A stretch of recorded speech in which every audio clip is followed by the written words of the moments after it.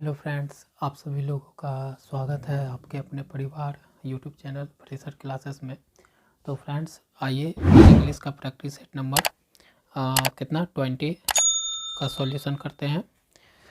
तो पहला क्वेश्चन क्या बोल रहा है, 26 number. Select the option that means the same as the given idioms. क्या बोल रहा है, उस ऑप्शन का आपको सेलेक्ट करना है, चूज करना है जिसका जो मतलब है सेम निकलता है किसके तरह, इडियम्स की तरह। आपको एक इडियम दिया हुआ है यहाँ पर, at the drop of A hat. इसका हिंदी क्या होता है, तुरंत। क्या होता है हिंदी, तुरंत। At the drop of A hat का हिंदी होता है तुरंत। तो ऐसा देख लेते हैं कि कौन सा इस चारों ऑप्शन में किसका अर्थ निकलता है तुरंत। तो आप जानते हैं इंस्टेंटली का क्या निकलता है अर्थ, तुरंत। तो यहाँ से ऑप्शन आपका सी राइट हो गया। ठीक है, आगे बढ़ते हैं। Select the most appropriate option appropriate word to fill in the blanks. आपको खाली जगह दिया हुआ है, उसमें से इस चारों ऑप्शन में जो सही है वो आपको चूज करके भरना है। ठीक है ना। तो क्वेश्चन पढ़ लेते हैं, सेंटेंस पढ़ लेते हैं। Beware of him he is as sly as a dash. क्या बोला, हिंदी बोल रहा है कि उससे उससे सावधान। वी वेयर का क्या मतलब होता है, आपको मैं हिंदी अर्थ भी बताते चलता हूँ। वी वेयर का मतलब होता है सावधान। ठीक ना, तो उससे सावधान रहे। ठीक ना। He is as sly as a, वह वह धूर्त वह धूर्त वह धूर्त है। किसकी तरह धूर्त है वह, स्लाई का मतलब क्या होता है, एस एल वाई, स्लाई का मतलब होता है धूर्त। क्या होता है, स्लाई का मतलब धूर्त। तो वह धूर्त है किसके जैसा, तो यहाँ से किसके जैसा धूर्त, स्नेल तो मतलब वो जो होता है छोटा छोटा जो होता है बरसात में निकलता है, तो इसके जैसा थोड़ा। धूर्त कौन होता है, धूर्त हमारा फॉक्स। फॉक्स मतलब लोमड़ी। लोमड़ी क्या होता है, धूर्त जानवर होता है।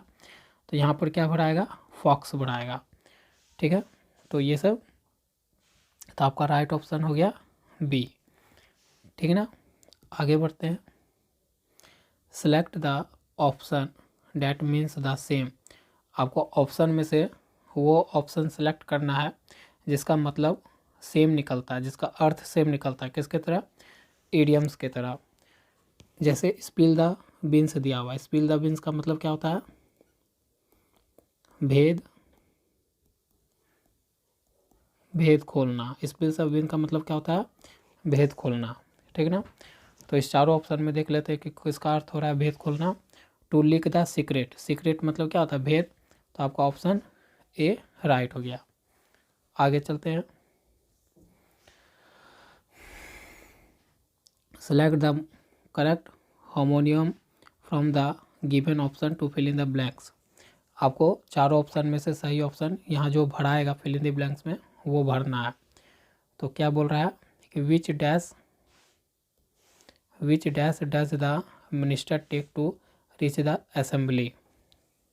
तो देखिए यहाँ पर बोल रहा है कि मंत्री जी, मिनिस्टर का मतलब क्या हो गया, मंत्री जी। असेंबली का मतलब, असेंबली का मतलब क्या हो गया, विधान सभा। अब मिनिस्टर का मतलब हो गया, मिनिस्टर का मतलब हो गया मंत्री जी। तो मंत्री जी विधानसभा तक, रिच मतलब पहुंचना, पहुंच मंत्री जी विधानसभा तक पहुंचने के लिए, ठीक है, के लिए कौन सा कौन सा रास्ता। तो यहाँ पर क्या होगा, कौन सा रास्ता, मतलब एक सेंस क्या आ रहा है रास्ता का, कि मंत्री जी को कहाँ पहुँचना है, असेंबली पहुँचना है, जिसके लिए उन्हें क्या लेना चाहिए, कौन सा रास्ता, बीच मतलब कौन, तो कौन सा रास्ता लेना चाहिए। तो यहाँ पर क्या होता है, तो रास्ता का अर्थ इस चारों ऑप्शन में किसका आ रहा है, रूट। रूट का मतलब क्या होता है, रास्ता। ठीक ना, तो ऑप्शन आपका यहाँ से डी राइट हो गया।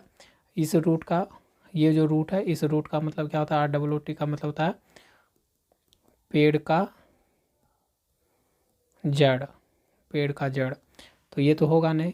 और ये रूट का मतलब क्या होता है, ये रूट का मतलब होता है सडन, सडन गलन, तो ये भी नहीं होगा। और ये क्या होता है, RIOT, राइट का मतलब क्या होता है, दंगा, झगड़ा, फसाद, तो ये होता है। तो हमारा ROUT इसका मतलब होता है रास्ता। तो यहाँ पर क्या करेगा, जो मंत्री है, मुख्यमंत्री जी, वो असेंबली तक पहुँचने के लिए क्या लेंगे, रास्ता लेंगे। तो ROUT, ये वाला ऑप्शन डी वाला सही है। आगे बढ़ते हैं। Select the most appropriate, select the most appropriate option to fill in the blanks. आपको खाली जगह में सही ऑप्शन चूज करके भरना है। जैसे Ramu went with his friend on a trip to dash new path. क्या हो रहा है, रामू, रामू अपने दोस्तों के साथ, विथ मतलब के साथ, रामू अपने दोस्तों के साथ गया, वेंट मतलब गया, ऑन अ ट्रिप, कहाँ पर, एक यात्रा पर, ठीक है, गया एक यात्रा पर, टू डैश न्यू पाथ, नया, नए रास्ते के खोज में, यही ना होगा, नए रास्ते के खोज में। तो यहाँ पर खोज में किसका अर्थ होता है, एक्सप्लोर, एक्सप्लोर का मतलब खोज, तो यहाँ पर एक्सप्लोर आ जाएगा, EXPLORE, एक्सप्लोर का हिंदी क्या होता है, खोज करना, ठीक है ना। तो रामू जो है अपने दोस्तों के साथ मिलकर एक यात्रा पर गया नए रास्ते के खोज में, ठीक है ना। तो ऑप्शन आपका ए राइट हो गया। इन्वेंट का मतलब क्या होता है, जो चीज़ मौजूद नहीं है और उसका आविष्कार करना, इसका मतलब होता है आविष्कार करना, जो पहले से मौजूद ना हो और जो पहली बार खोजा गया उसे क्या होते हैं, आविष्कार बोलते हैं। डिप्लॉय का मतलब क्या होता है, डिप्लॉय का मतलब होता है सैनिकों या हथियारों की तैनाती, ठीक ना। डिप्लॉय का मतलब होता है सैनिकों या हथियारों की तैनाती, तो ये भी नहीं होगा, ठीक ना। तो ऑप्शन आपका राइट ए हो गया। आगे बढ़ते हैं। आगे आपका क्वेश्चन है, select the option that express the given sentence in active voice. ये सेंटेंस जो दिया हुआ है इसका मतलब यहाँ बाय से हमको पकड़ में आ रहा है, ये किस में है, पैसिव वॉइस में ये सेंटेंस, ठीक है ना। तो इसको किस में बदलना है, आपको एक्टिव वॉइसेस का खोजना है। तो पैसिव वॉइस का हम पहले टेंस खोज लेते हैं, वाज रिटन है, तो इसका मतलब ये पास्ट टेंस में है। तो इसका जो एक्टिव वॉइस बनेगा वो भी किस में होगा, पास्ट टेंस में होगा, जिसका फॉर्मेट क्या होता है, सब्जेक्ट प्लस वर्ब का दूसरा रूप प्लस ऑब्जेक्ट। तो यहाँ पर ऑब्जेक्ट ये है हमारा ऑब्जेक्ट GB100, तो GB100 एक्टिव में क्या हो जाएगा, सब्जेक्ट हो जाएगा। तो GB100, यहाँ GB100 नहीं है तो ये गलत, GB100 GB100, तो ABACD हमारा भी है। आगे बढ़ते हैं। और यहाँ पर क्या चाहिए, वर्ब का दूसरा रूप, हमारा वर्ब कहाँ है, रिटर्न है। रिटर्न का दूसरा रूप क्या होता है, write, wrote, written, write, wrote, written, ये होता है V2। तो V2 हमारा क्या चाहिए, रोट, तो रोट यहाँ है, यहाँ रिटर्न है तो ये भी गलत, यहाँ भी रिटर्न, ये भी गलत, तो ऑप्शन आपका C राइट हो गया, ठीक ना। तो इस तरह से हम लोग पैसिव और एक्टिव वॉइस को सॉल्व करने का अप्रोच लगाएंगे। आगे बढ़ते हैं। अब हमारा अगला क्वेश्चन है, select the option that express the given sentence in active voice. आपको एक्टिव वॉइस में इस चारों ऑप्शन में एक्टिव वॉइस खोजना है, ठीक ना। तो इसका मतलब ये सेंटेंस देखिए बाय लगा हुआ है, बाय से हम समझ गए कि ये सेंटेंस किस में है, पैसिव वॉइस में है। तो पैसिव वॉइस का टेंस पहचान लेते हैं, वाज रिफ्यूज्ड का मतलब पास्ट टेंस में है ना। तो पास्ट टेंस में है, तो इसका जो एक्टिव वॉइस बनेगा वो भी किस में होगा, पास्ट टेंस में होगा, क्योंकि जब एक्टिव से पैसिव या पैसिव से एक्टिव बनाते हैं तो टेंस का कोई भी चेंज नहीं होता है, ठीक ना, वॉइस में। तो इसका जो फॉर्मेट होगा वो सब्जेक्ट प्लस वर्ब का दूसरा रूप प्लस ऑब्जेक्ट होगा, ठीक ना, एक्टिव वॉइस का। तो यहाँ देखिए बाय के बाद द एयरपोर्ट सिक्योरिटी, ये क्या है, ये एक्टिव वॉइस में क्या होगा, सब्जेक्ट होगा, द एयरपोर्ट सिक्योरिटी। तो द एयरपोर्ट सिक्योरिटी सही है, द एयरपोर्ट सिक्योरिटी सही है, द एयरपोर्ट सिक्योरिटी सही है, द एयरपोर्ट सिक्योरिटी सही है। लेकिन यहाँ पर क्या चाहिए, भर्व का दूसरा रूप चाहिए। भर्व हमारा क्या है, यहाँ पर रिफ्यूज्ड है। तो यहाँ पर देखिए भर्व हमारा रिफ्यूज है, तो हैड तो आएगा नहीं क्योंकि सब्जेक्ट प्लस V2 चाहिए, हैड नहीं चाहिए, तो ऑप्शन बी गलत। यहाँ पर हैज प्रेजेंट हो गया, गलत। टेंस नहीं बदलेगा, इज प्रेजेंट हो गया, गलत। हमारा जो सिंगल ऑप्शन बचा ए, इससे क्या होगा, राइट हो जाएगा। आगे बढ़ते हैं। Select the option that can be used as a one word substitute for the given group of word. मतलब आपको एक सब्स्टिट्यूट खोजना है, मतलब वन वर्ड में, मतलब ये जितना ये जो बड़ा सेंटेंस दिख रहा है इसको एक वर्ड में कौन बयां कर सकता है, इसका सही उच्चारण कर सकता है, वो आपको खोजना है, ठीक ना। क्या बोल रहा है, N outlook that is influenced by people from all over the world.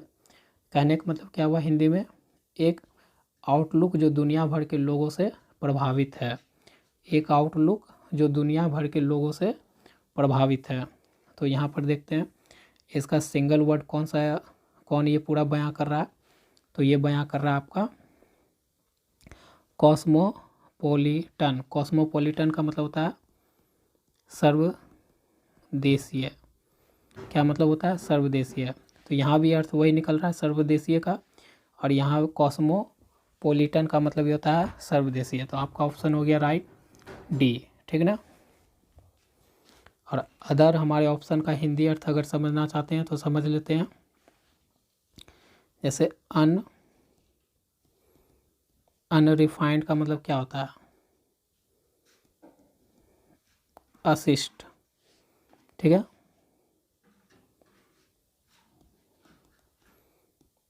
Epitome का मतलब क्या होता है, आदर्श, उदाहरण। और कैंटोनमेंट का मतलब क्या होता है, कैंटोनमेंट का मतलब होता है सैन्य छावनी। तो इस सब का तो अर्थ मिल ही नहीं रहा इससे, दिए हुए वर्ड से। तो दिए हुए वर्ड का मतलब होता है सर्वदेशीय, सर्वदेशीय ऑप्शन डी है, तो ऑप्शन डी राइट हो गया, ठीक है ना। चलते हैं अगले क्वेश्चन पर। अगला क्वेश्चन है आपका 34। क्या बोल रहा है question, select the most appropriate option to fill in the blanks.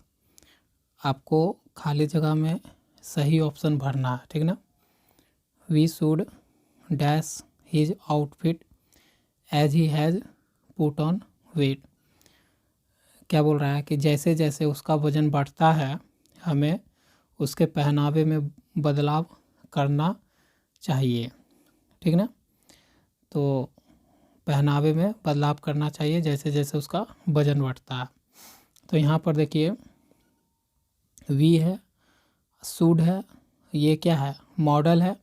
Model के बाद यहाँ पर वर्ब आएगा, किस रूप में, वर्ब का पहला रूप में आएगा, ठीक ना। यहाँ एक वर्ब आएगा, तो वर्ब यहाँ पर कौन सा लग रहा है, अल्टर। ये हमारा यहाँ पर क्या है, एक वर्ब है जिसका मतलब क्या होता है, परिवर्तन, ठीक है, परिवर्तन। तो बोल रहा है ना कि जैसे जैसे उसका वजन बढ़ता है हमें उसके पहनावे में क्या करना पड़ता है, बदलाव या परिवर्तन करना पड़ता है, ठीक ना। तो यहाँ से ऑप्शन बी राइट हो जाएगा, क्योंकि ये आपका वर्ब, यहाँ पर हमको वर्ब चाहिए तो वर्ब यही है।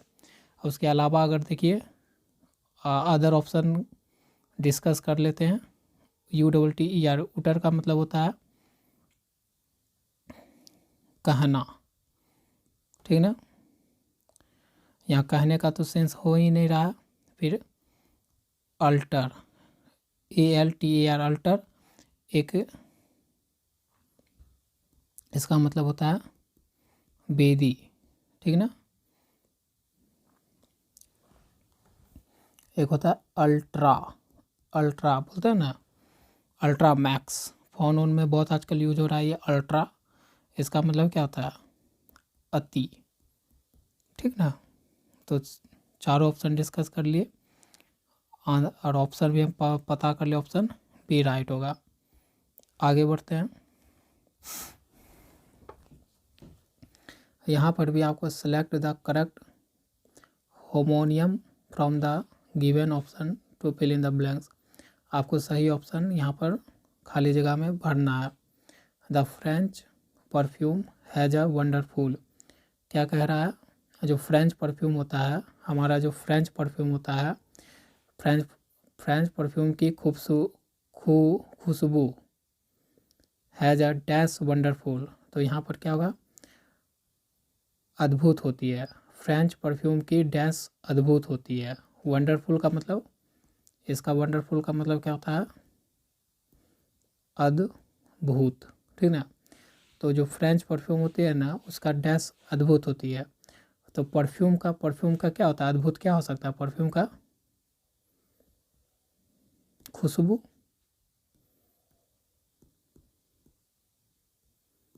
खुशबू ही तो वो अद्भुत हो सकती है ना। तो यहाँ पर देख लेते हैं खुशबू का इंग्लिश क्या होता है, SCENT। खुशबू का इंग्लिश अर्थ क्या होता है, SCENT, सेंट। तो ऑप्शन ए राइट हो गया। ये सेंट का मतलब होता है भेजना, ये सेंट का मतलब होता है, ये आपका होता है CENT, सेंट का मतलब होता है अमेरिकी डॉलर का 100वां भाग, ठीक ना। ये सेंट जो है, सेंड का V2 है, ठीक ना, ये सेंड का V2 है। तो यहाँ से ऑप्शन हो गया सेंट मतलब खुशबू।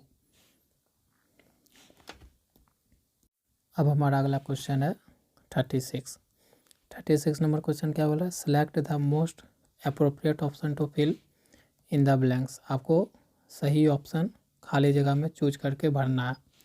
The new employ said that he was dash of doing the job well. तो फिल इन द ब्लैंक्स भरने के लिए ना सही तरीका है कि आपको चारों ऑप्शन का यहाँ पर क्या आना चाहिए, अर्थ आना चाहिए, हिंदी अर्थ। तो देखिए मैं लिख देता हूँ। कॉन्फिडेंट का मतलब क्या होता है, आत्मविश्वास।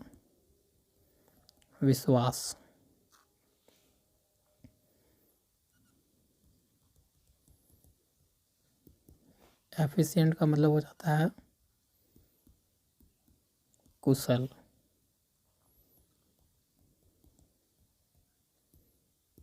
डिफिडेंट का मतलब हो जाता है संकोची।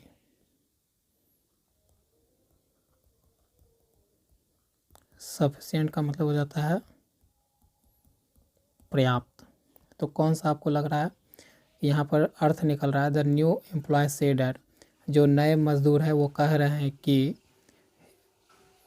उन्हें विश्वास है, he was dash of doing the job well, उन्हें मतलब वह द जॉब डूइंग वेल मतलब वह जो जॉब है उसे अच्छा से कर सकते हैं। तो वो क्या, तो कर सकते हैं, तो आत्मविश्वास है कि वो ये जॉब क्या कर सकते हैं, अच्छा से कर सकते हैं। तो यहाँ पर ऑप्शन आपका क्या हो जाएगा, राइट, ए, ठीक है। क्योंकि एक और चीज़ है, ऑफ है ना, तो कॉन्फिडेंस के साथ ऑफ लगता है, ये भी एक है पकड़ने का तरीका, ठीक है। तो यहाँ पर ऑप्शन ए राइट हो जाएगा।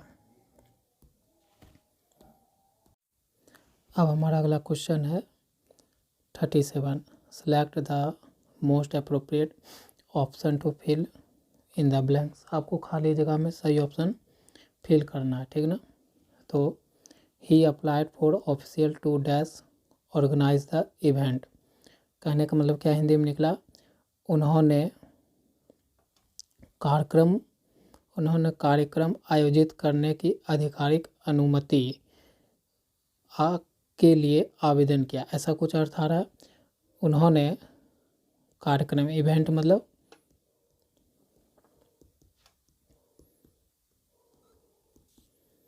उन्होंने कार्यक्रम आयोजित, ऑर्गेनाइज मतलब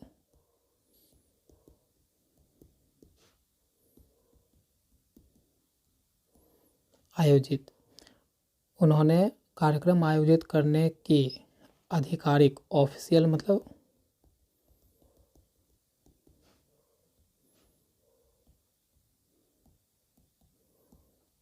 आधिकारिक डैश के लिए आवेदन किया। तो किसके लिए आवेदन किया, अनुमति के लिए। तो यहाँ पर परमिशन, परमिशन का मतलब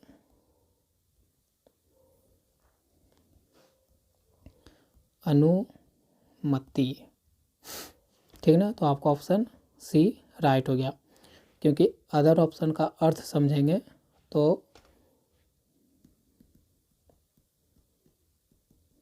अथॉरिटी का मतलब होता है अधिकार,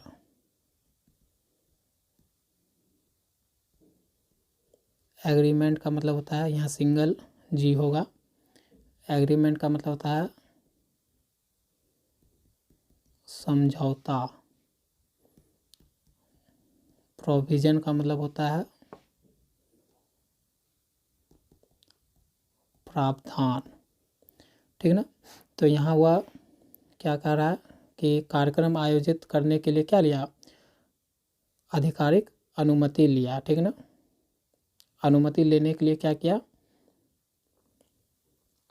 अनुमति लेने के लिए आवेदन किया, ठीक ना। तो ऑप्शन सी राइट होगा। अब हमारा अगला क्वेश्चन है, select the most appropriate option to fill in the blanks. आपको खाली जगह में सही ऑप्शन चूज करके भरना है, ठीक ना। After hours of discussion the team dash at the same conclusion, ठीक ना। क्या बोल रहा है, आफ्टर आवर्स ऑफ डिस्कशन मतलब डिस्कशन के बहुत समय बाद भी, ठीक है, घंटों बाद, डिस्कशन के घंटों बाद, the team dash at the same conclusion, जो टीम है वो सेम कंक्लूजन पर, देखिए एट है, एट के साथ जो है ना प्रीपोजिशन कौन सा लगता है, अराइव्ड लगता है, ठीक ना। ये फिक्स्ड प्रीपोजिशन का क्वेश्चन है, तो यहाँ पर ऑप्शन ए राइट हो जाएगा, अराइव्ड होगा, क्योंकि यहाँ सही अर्थ भी ये निकल रहा है कि घंटों डिस्कशन के बाद जो टीम है सेम निर्णय पर पहुँची, तो अराइव्ड, अराइव्ड मतलब पहुँचा, ठीक ना। केम मतलब तो क्या होता है, आना, ठीक ना। रीच मतलब भी होता है पहुँचा, लेकिन यहाँ रीच नहीं इसलिए लगा है, रीच का भी मतलब पहुँचा ही होता है, लेकिन रीच का यहाँ पर यूज इसलिए नहीं किए क्योंकि अराइव्ड के साथ ना एट आता है, और एट आगे में हमको दिख रहा था, ठीक है। अटेंड, अटेंड का मतलब क्या होता है, प्राप्त करना, ठीक ना। अटेंड का मतलब होता है प्राप्त करना। तो आपका आंसर हो गया ऑप्शन ए।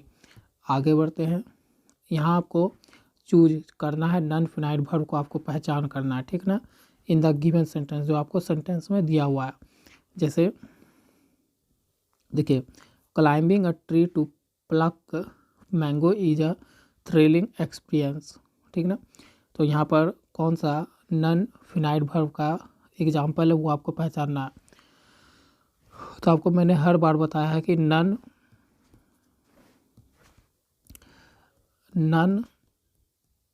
फिनाइट वर्ब सिर्फ इस दुनिया में 3 ही है। कौन कौन है, पहला है जीरेंड, जिसका फॉर्मेट क्या होता है भी प्लस ING, और ये वर्क कैसे करता है सेंटेंस में, नाउन, अगर नाउन की तरह वर्क करता है सेंटेंस में तो ये सेंटेंस में सब्जेक्ट हो सकता है या नहीं तो ऑब्जेक्ट हो सकता है। दूसरा क्या होता है पार्टिसिपल, ये क्या होता है वर्ब प्लस ING एक तो ये होता है, एक होता है वर्ब प्लस, मतलब वर्ब प्लस ईडी, जिसको कहते हैं वर्ब का तीसरा रूप, ठीक ना। तो ये होता है प्रेजेंट पार्टिसिपल और ये होता है पास्ट पार्टिसिपल, ठीक ना। तो ये होता है, और एक होता है हमारा इन्फिनेटिव, जिसका फॉर्मेट होता है 2+V1, और ये वर्क करता है जैसे सेंटेंस में नाउन। अगर नाउन में सेंटेंस की तरह वर्क करेगा तो ये सब्जेक्ट होगा, ये नहीं तो ऑब्जेक्ट होगा। और ये कैसा वर्क करता है पार्टिसिपल, ये सेंटेंस में एडजेक्टिव का काम करता है, ठीक है ना। तो यही थ्योरी है। तो चलते हैं आगे। जैसे यहाँ पर climbing a tree, to a tree हमारा क्या है, एक बार ट्री है, मतलब ये संज्ञा है, और संज्ञा to pluck mangoes is a thrilling experience. तो यहाँ पर आपका क्लाइंबिंग और थ्रिलिंग एक्सपीरियंस भी क्या है, एक्सपीरियंस आपका नाउन है, ठीक ना। एक्सपीरियंस मतलब अनुभव, तो ये क्या है आपका नाउन ही है, ठीक ना। तो नाउन है, तो आपका ऑप्शन यहाँ से डी राइट हो गया। कैसे, देखिए क्लाइंबिंग अ ट्री, एक ट्री है उसके आगे लगा हुआ है, ठीक ना। तो ये क्या हो सकता है, चढ़ना, क्लाइंबिंग मतलब चढ़ना होता है, ठीक ना। तो वर्ब प्लस आईएनजी है, तो ये नाउन और ये भी नाउन, ऐसा तो हो नहीं सकता है दो नाउन। तो यहाँ पर हमको लगता है ये एडजेक्टिव है, क्या है आपका पार्टिसिपल, प्रेजेंट पार्टिसिपल की तरह वर्क कर रहा है, किसमें, एडजेक्टिव में। तो प्रेजेंट पार्टिसिपल क्या होता है, नॉन फिनाइट वर्ब होता है। तो क्लाइंबिंग भी हमारा क्या हो गया, नॉन फिनाइट वर्ब का एग्जांपल हो गया, किससे, पार्टिसिपल से। और थ्रिलिंग एक्सपीरियंस, एक्सपीरियंस ये हमारा क्या है, नाउन है। तो ये हमारा थ्रिलिंग मतलब क्या, एडजेक्टिव हो गया। तो ये भी किसकी तरह, पास्ट, ये भी आपका प्रेजेंट पार्टिसिपल की तरह काम कर रहा है, जो क्या होता है पार्टिसिपल होता है, जो एडजेक्टिव की तरह सेंटेंस में वर्क करता है। तो एक्सपीरियंस नाउन है, नाउन की विशेषता बताने के लिए कहाँ कौन आ रहा है, थ्रिलिंग।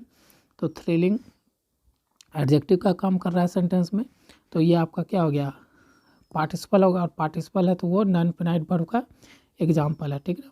तो यहाँ से ऑप्शन डी राइट हो गया। मैंने आपको पूरी तरह से बताने का प्रयास किया है, ठीक ना। मैं अपने प्रीवियस वीडियो से इसी तरह आपको बताते आ रहा हूँ। आगे बढ़ते हैं, यहाँ भी आपको नॉन फिनाइट वर्ब खोजना है, ठीक ना। तो कौन होगा, our salvation lies in realising our kinship with all of humanity. यहाँ पर आवर सेल्वेशन लाइज इन, यहाँ पर एक यहाँ पर दिख रहा है our kinship with all of humanity, तो हमारा एक ही दिख रहा है, रियलाइजिंग के साथ आईएनजी लगा हुआ है, ठीक ना। तो हमारा ऑप्शन क्या हो जाएगा, राइट, सी। ये आपका नॉन फिनाइट वर्ब का एग्जाम्पल है, ठीक ना। इसका थ्योरी मैंने पीछे दे दिया है, ठीक है।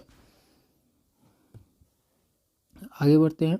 विच tense is use to express an action going at some point of time in the past. क्या बोल रहा है कि वो कौन सा टेंस है, टेंस का पहचान करिए जो ये बताता है यूज टू एक्सप्रेस, जिसका यूज होता है उस टेंस को आपको पहचान करना है। वो जिस टेंस का यूज होता है एक्सप्रेस करने के लिए कौन सा action, going at some point of time in the past, जो पास्ट में क्या हुआ, काम जारी रहने का बोध करवाता है। तो इंडिफिनिट तो नहीं करवाता है, परफेक्ट तो नहीं करवाता, ये तो काम हो चुका होता है वो करवाता है। परफेक्ट कॉन्टिन्यूस टेंस में काम जारी है लेकिन नहीं, तो ये हमारा पास्ट कॉन्टिन्यूस टेंस हमको दर्शाता है कि कुछ समय तक काम जारी रहा था। यहाँ पर पूछ रहा है सम पॉइंट, तो कुछ समय तक काम जारी रहा था, ठीक ना। तो वो किस पास्ट में जब कुछ समय तक काम जारी रहेगा तो वो कौन सा टेंस बोध करवाएगा, पास्ट कंटिन्यूस टेंस करवाएगा, ठीक ना। तो ऑप्शन सी राइट हो गया। आगे बढ़ते हैं। डायरेक्ट स्पीच को इनडायरेक्ट स्पीच में आपको बदलना है। जैसे ये आपका रिपोर्टिंग स्पीच है, इन्वर्टेड कॉमा के अंदर, I have been walk along the river he said, और ये रिपोर्टिंग स्पीच, ये रिपोर्टिंग वर्ब आपका पास्ट में है, रिपोर्टिंग वर्ब किस में है, पास्ट टेंस में है। तो इस अनुसार से ही सेड डैट ही, आई किस में बदला, ही में। सन याद रखिए 1 2 3, फर्स्ट पर्सन सब्जेक्ट के अनुसार, सेकंड पर्सन ऑब्जेक्ट के अनुसार, थर्ड पर्सन नो चेंज। तो ही हमारा क्या है, थर्ड पर्सन है, नहीं सॉरी यहाँ से बदलेगा, ये डायरेक्ट स्पीच वाला ये है ना। तो आई है, आई हमारा क्या है, फर्स्ट पर्सन किसके अनुसार, सब्जेक्ट के अनुसार। तो आई जो है यहाँ पर सब्जेक्ट कौन है, ही, तो ही आ गया। ठीक है, यहाँ तक आप समझे। अब देखिए हैव बीन वॉल्क्ड है, और हमारा जब रिपोर्टिंग वर्ब पास्ट टेंस में है तो जो भी इन्वर्टेड कॉमा के अंदर टेंस है वो टेंस क्या होगा, चेंज हो जाएगा। ठीक ना। तो यहाँ पर है जो हमारा इन्वर्टेड कॉमा के अंदर जो हमारा टेंस है वो कौन सा टेंस लग रहा है, प्रेजेंट परफेक्ट टेंस लग रहा है, प्रेजेंट परफेक्ट टेंस लग रहा है, यही है ना। प्रेजेंट परफेक्ट कॉन्टिन्यूअस टेंस है, हैव बीन है ना, तो प्रेजेंट परफेक्ट टेंस है। तो इसका क्या बनेगा, इसका इनडायरेक्ट स्पीच में बदलेंगे तो ये बन जाएगा पास्ट परफेक्ट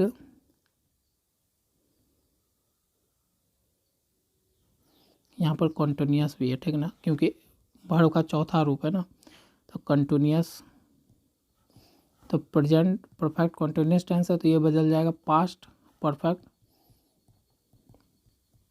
कंटिन्यूअस टेंस में। ठीक ना। तो यहाँ पर क्या हो जाएगा, ही हो जाएगा, और पास्ट में बदलेगा तो हैड होगा, यहाँ पर क्या आएगा, हैड होना चाहिए, शूड तो होगा नहीं, हैज़ होगा नहीं, हैव होगा नहीं, तो यहाँ पर सिंगल हैड एक ही में दिख रहा है तो ऑप्शन ए राइट हो गया। ठीक ना। इस तरह से हम डायरेक्ट स्पीच को इनडायरेक्ट स्पीच में कम समय में बदल सकते हैं। ठीक ना। आगे बढ़ते हैं। The dash symbol is called, ये सिंबल क्या कहलाता है, एक्सक्लेमेटरी मार्क कहलाता है। क्वेश्चन मार्क का ये सिंबल होता है, फुल स्टॉप का ये सिंबल होता है, सेमीकोलन का क्या होता है, ये सिंबल होता है। ठीक ना। आगे बढ़ते हैं। Select the alternative which best express the meaning of the idiom phrase. देखिए ये रिपीटेड क्वेश्चन है और ये भी आपका रिपीटेड क्वेश्चन था। ठीक ना। तो रिपीटेड क्वेश्चन बहुत आते हैं दोस्त, इसलिए आप तैयारी जब कर रहे हो तो प्रैक्टिस सेट जरूर करो। प्रैक्टिस सेट से घबराओ मत, प्रैक्टिस सेट लगा लोगे आपका बहुत सारा इंग्लिश अगर कितना भी कमज़ोर होगा आपका, ठीक ना, तो आप उसमें से 20 में 15 कर लोगे। इतना रिपीटेड क्वेश्चन आता है, 15 तक तो रिपीटेड ही मिल जाएगा आपको। ठीक ना। इसलिए प्रैक्टिस सेट जरूर लगाइए हर सब्जेक्ट का। अब देखिए इडियम फ्रेज पूछा है तो इस चारों ऑप्शन में इस इडियम फ्रेज का कौन सही अर्थ निकाल रहा है वो बताना है। अकॉर्डिंग टू का मतलब क्या होता है, अनुसार। अकॉर्डिंग टू का मतलब क्या होता है, अनुसार। तो देखते हैं इसका मतलब के अनुसार, मतलब के अनुसार। तो इस चारों ऑप्शन में किसका निकल रहा है, ये भी रिपीटेड क्वेश्चन है और मैंने बताया है कि एज स्टेट बाय का भी मतलब क्या होता है, के अनुसार। तो ऑप्शन डी राइट हो गया। आगे बढ़ते हैं। What is the purpose of the question mark in a sentence. Question mark का सेंटेंस में क्या यूज होता है बताइए। टू शो स्ट्रॉन्ग फीलिंग, नहीं।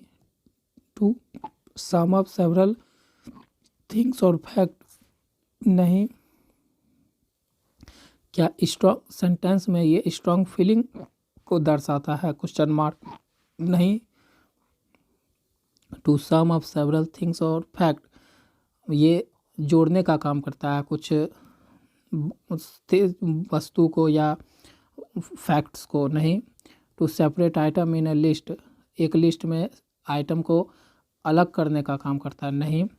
तो क्वेश्चन मार्क का काम क्या होता है, to show direct speech within the text, ये क्या दिखाने का काम करता है, direct speech within the text दिखाने का काम करता है। ठीक, ऑप्शन ए राइट हो गया। ये सब रिपीटेड क्वेश्चन, आपका 45 रिपीट है, 44 रिपीटेड है, 43 रिपीटेड है। ठीक ना। और नरेशन, ये नरेशन हो गया, वॉइस हो गया, ये सब तो थोड़ा सा आप प्रैक्टिस करोगे तो हो जाएगा। तो इसलिए आप इंग्लिश में आप हमेशा ध्यान रखो, आप इंग्लिश में 20 क्वेश्चन पूछे उसमें से आउट ऑफ आप 15 क्वेश्चन कर ले जाओगे और थोड़ा मेहनत कर दोगे तो 18 आराम से कर जाओगे। ठीक ना। इसीलिए आप इतना तो आपका प्रीवियस ईयर से ही हो जाता है, ये जो है प्रीवियस ईयर से रिपीटेड रहता है 15 क्वेश्चन, इसलिए आप प्रीवियस ईयर ज़रूर लगाओ हर सब्जेक्ट का। ठीक है ना। तो आपसे मिलते हैं नेक्स्ट वीडियो में। आज के लिए बस इतना ही। जो वीडियो पर पहली बार आए होंगे और जो DLED का तैयारी कर रहे हैं 2024 का, तो वो इस चैनल को सब्सक्राइब कर लीजिए और नोटिफिकेशन का बेल आइकन प्रेस कर दीजिए, जिससे कि अगला वीडियो आए तो आपके पास नोटिफिकेशन पहले पहुंच सके। धन्यवाद वीडियो देखने के लिए।